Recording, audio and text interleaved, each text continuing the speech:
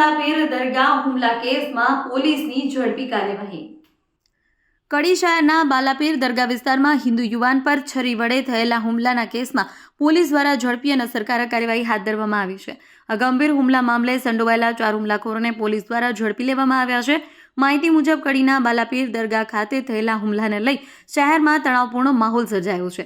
ઘટનાની ગંભીરતા ધ્યાનમાં લઈ પોલીસે તાત્કાલિક તપાસ શરૂ કરી અને વિવિધ તકનીકી તથા ગુપ્ત માહિતીના આધારે 4 આરોપીઓને ઝડપી પાડવામાં સફળતા મેળવી છે।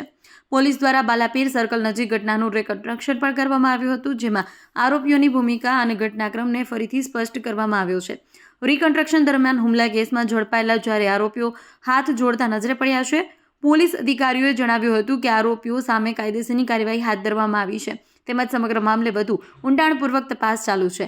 શહેરમાં કાયદો અને વ્યવસ્થાની સ્થિતિ જાળવવા પોલીસ દ્વારા વધારાની તકેદારી પણ રાખવામાં આવી છે।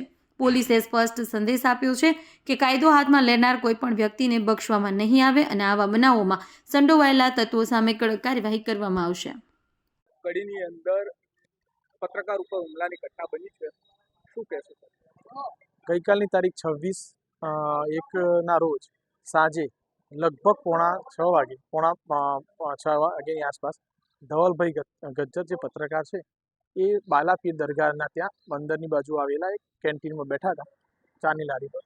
ત્યારે ત્યાં એક બીજા સમાજના લોકો ત્યાં આવીને એવું જણાવ્યું કે તમે અમારે પૂજા સ્થળ પર કેમ આવો છો એમ જણાવ્યું અને પેલા કીધું કે હું મારો પત્રકાર છું, હું મારું કામ માટે આવેલ છું એમ કંઈ બોલાચાલી થતાં ધવલભાઈ ગજ્જરને માર મારી ઈજા કરેલ છે।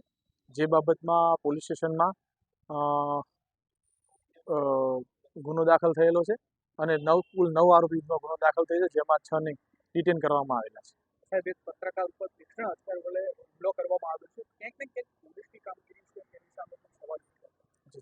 નહીં, પોલીસ પોતાનું કામ તટસ્થ રીતના કરે છે અને એનું કામ જે છે અમે અમારું કામ કરી રહ્યા છીએ અને એ બાબતે અમે ખૂબ તટસ્થ છીએ અને એમાં ફરિયાદીને ન્યાય મળે એ માટે અમે સંપૂર્ણ તૈયારી અને તપાસ કરી રહ્યા છીએ। સાહેબ, પોલીસ દ્વારા હવે કેવા પ્રકારની કાર્યવાહી કરવામાં આવશે અને આરોપીઓ ગુનાહિત ઇતિહાસ ધરાવે છે કે કેમ, એ બાબતની તપાસ ચાલુ છે અને આગળની કાર્યવાહીમાં આ લોકોનું જે પાસેથી જે વસ્તુ રિકવર કરવાની છે તે બાબતની પ્રોસેસ કરવામાં આવશે અને જે કાયદેસરની કાર્યવાહી જે પણ કરવી પડશે એ માટે પોલીસ ડિપાર્ટમેન્ટ કટિબદ્ધ છે। કેટલા આરોપીઓને હસ્તગત કર્યા છે? ટોટલ 6 આરોપીને હસ્તગત કરેલા છે 9માંથી।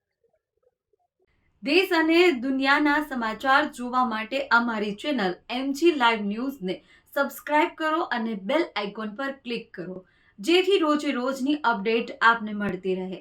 સાથે જ અમારું ફેસબુક અને ઇન્સ્ટાગ્રામ પેજને પણ ફોલો કરો।